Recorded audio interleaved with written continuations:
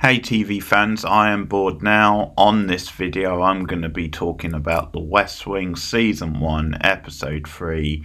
It is called A Proportional Response. This episode originally aired on the 6th of October 1999. It was directed by Mark Buckland. I won't have to tell you who the screenwriter was. 14.41 in the good old-fashioned Nelson ratings, roughly, and it holds an average of 8.6 on IMDb. You don't mess with CJ Cregg, and that's what Josh Lyman and Sam Seaborn both found out to their peril in this episode, because boy is she not messing. She's not taking any prisoners. So Josh and Donna are having a bit of playful banter back and forth. Donna wants a raise. She also mentions how people have been gossiping about Sam and a call girl around the coffee stand, and Josh is in an awkward position. He doesn't want to, it's not his place to confirm the rumour to Donna.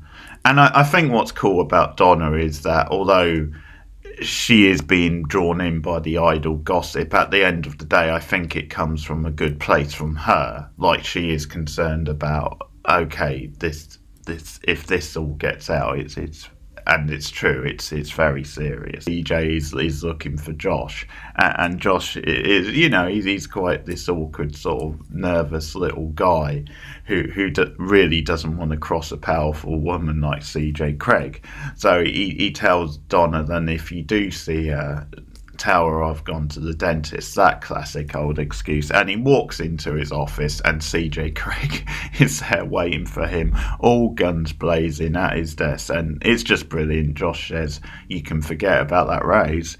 And that's a joke they return to later in the episode, because there's another cute little scene with Josh and Donna just talking about everyday things.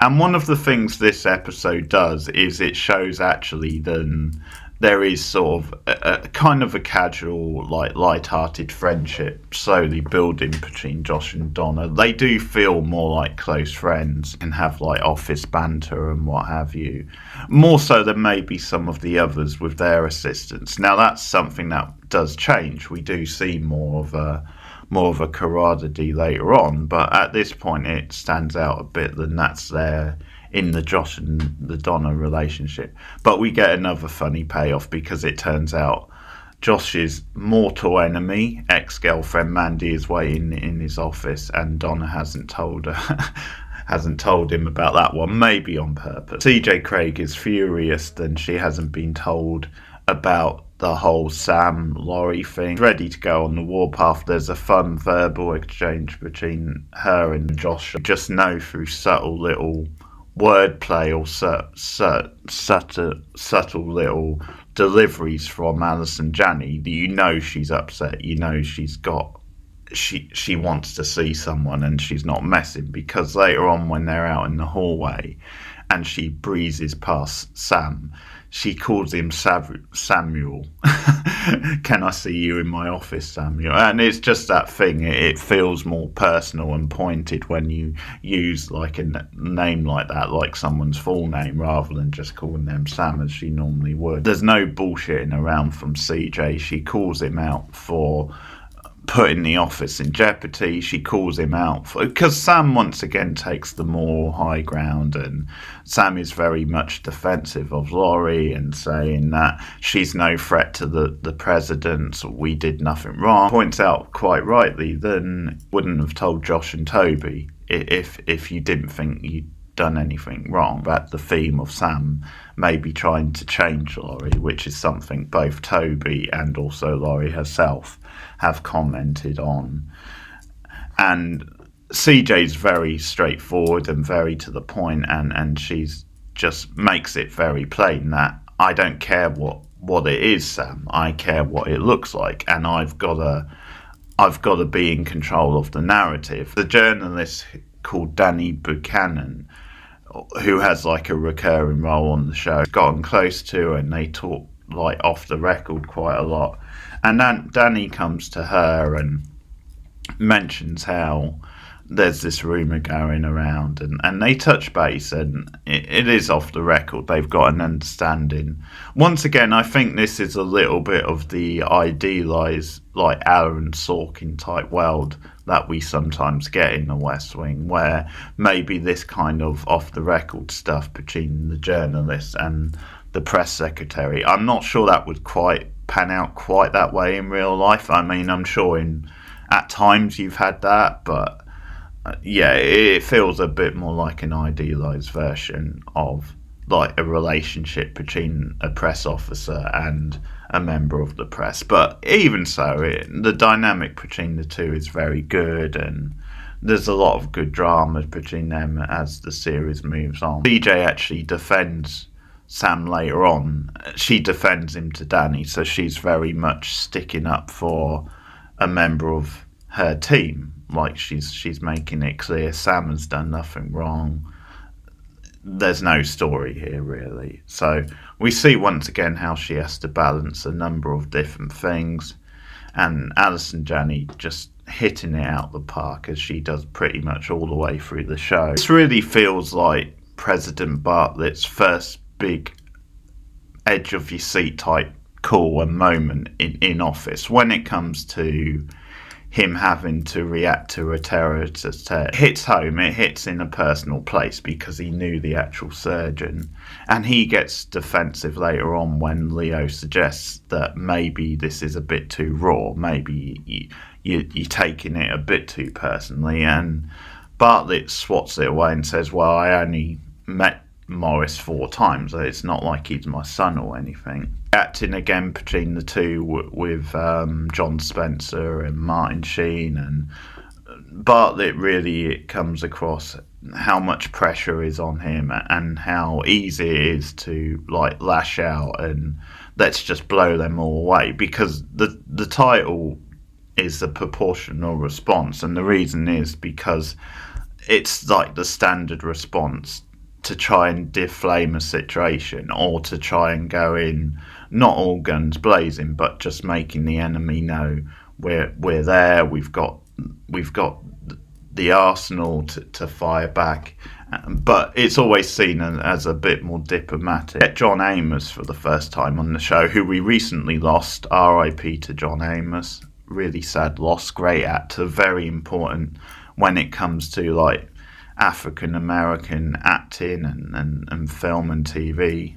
Very sort of key figure in that whole movement, which does bleed into this episode, and I think that's partly why they went with the casting of John Amos. He's got tremendous stature, commands respect. He's like one of those figures, and I think it's very important to, in this sort of show where you are trying to show a more like diverse, more liberal like representation of politics, than you do sort of balance out a white person with this kind of very strong, solid and wise like African American figure. And race does play quite a big part in this episode. John Amos as Fritz Wallace is in the meeting, and Bartlett is just sounding off about what is the virtue of a proportional response.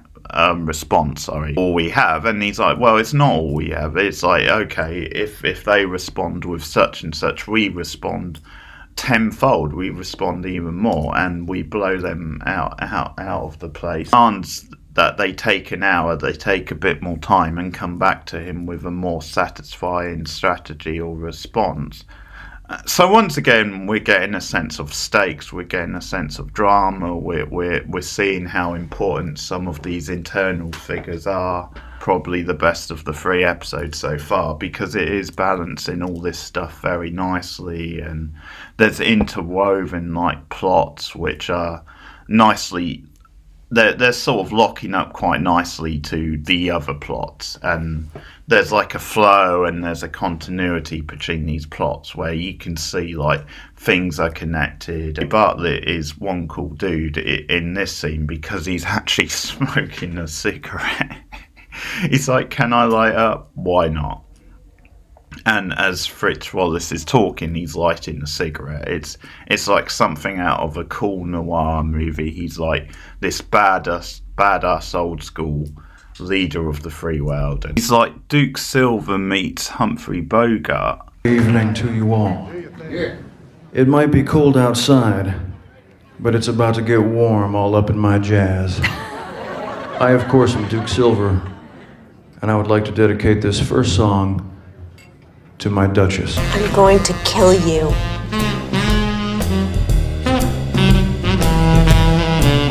Don't come back. I won't forget you guys.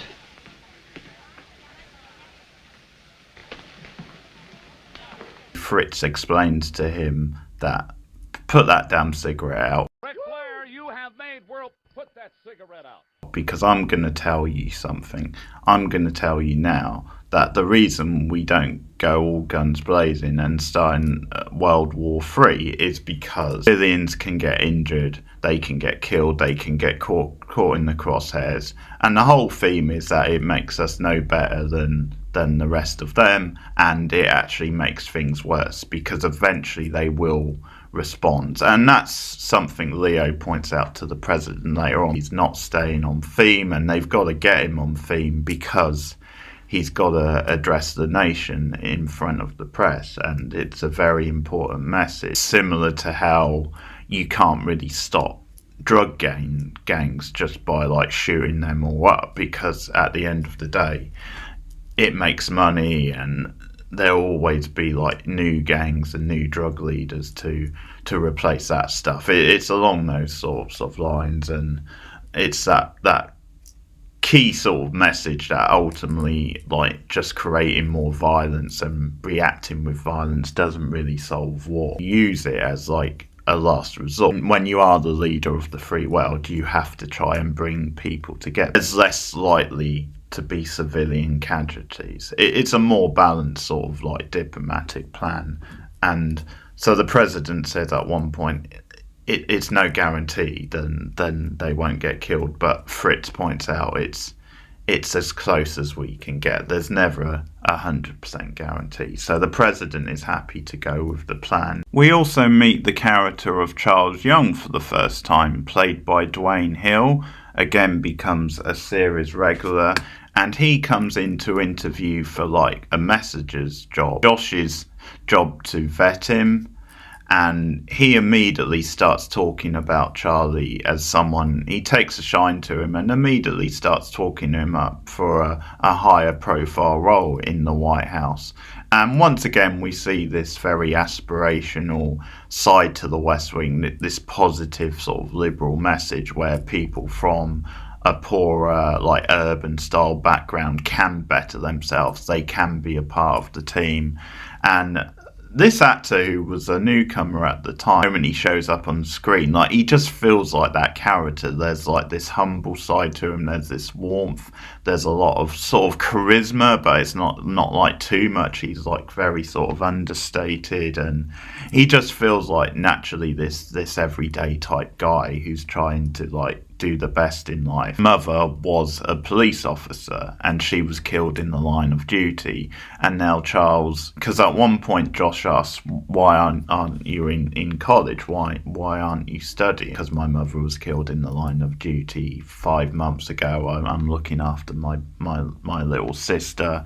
And immediately I think this endears him to Josh. And this is where obviously Fritz again plays the role as like the elderly, wise sort of African American who's a key part of the team, because at one point this becomes a very much, and this is something I don't know if you would necessarily get this storyline so much now, but back in the 90s it was probably a bit more common, and it's almost very self-conscious. You have this sense of this show being written by middle class, let's say white arty type men, and they're a bit concerned about the message of the show, or they're a bit concerned about this idea of, well, we're bringing this this poor African American into the team, and it's going to look like a bad image if we just present him as like a supporting character, or just gonna, like, he's just there to make up the numbers and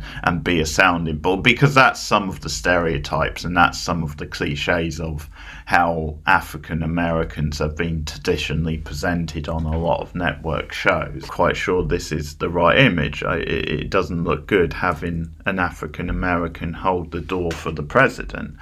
And Leo then brings this to Fritz. And Fritz is very straight shooting about it, very blunt, that, hey, I'm an old African American and I've got no issues holding the door for the president. And he lays it out saying, as long as you pay him a good wage, there isn't, and treat him well, there isn't an issue. And it also, it's this idea then, we're going to give you this important job. You're going to be the president's personal aide. There's a lot of responsibility and you can move up the ladder. And Charlie's there in the room and he's trying to help the president find the glasses. He knows where they are and he speaks up at one point, but he's shot down by Bartlett because Bartlett doesn't have time, as he says, for newcomers. And that's when Leo takes him aside and gives him a bit of little bit of a dressing down, little bit of a pep talk. And he mentions who Charlie is and that he can be his aide if he wants. And that's when Bartlett comes to Charlie later on and they have a proper introduction. And I absolutely love the dynamic between Charlie and President Bartlett. They have some fantastic scenes together and they have a great ongoing relationship. It's really great to see. And he comes to Charlie and says, look, we did a bit of research. And unfortunately, we haven't been able to ban the bullets which killed your mother. We haven't been able to get them off the street or take control of them. But how about you come and work with us, and we'll try and do that for you. We can try and do it together.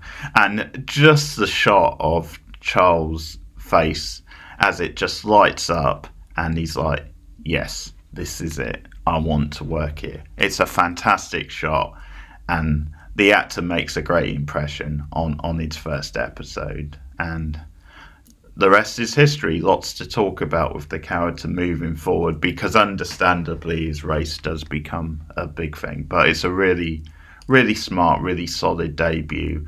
Another nice little touch which I liked is when Josh is interviewing him and Sam comes in and introduces himself, and we see that Josh is grilling Charlie a bit and asking him some personal questions, and Sam takes offence to this, and this links up nicely to the stuff with him and Laurie, where he takes a very, very strong view on this stuff about my personal life has nothing to do with the White House.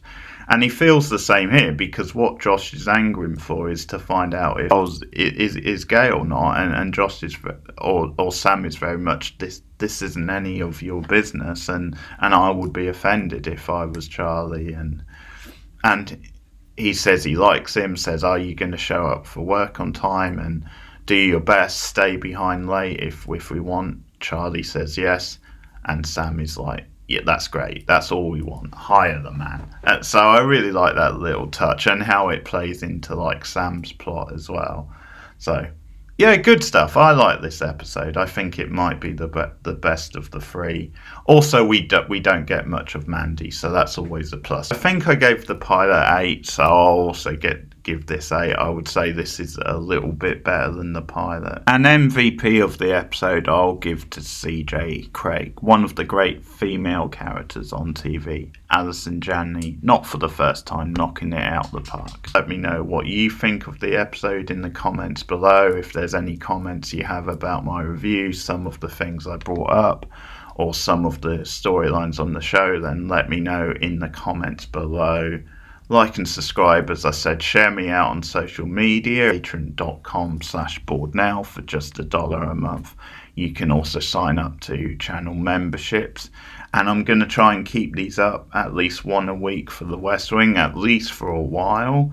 You can also check out my X-Files review for a very different show, but a show which also falls into this time period, I review them one a week as well. But keep watching TV, keep watching The West Wing, and I'll see you soon.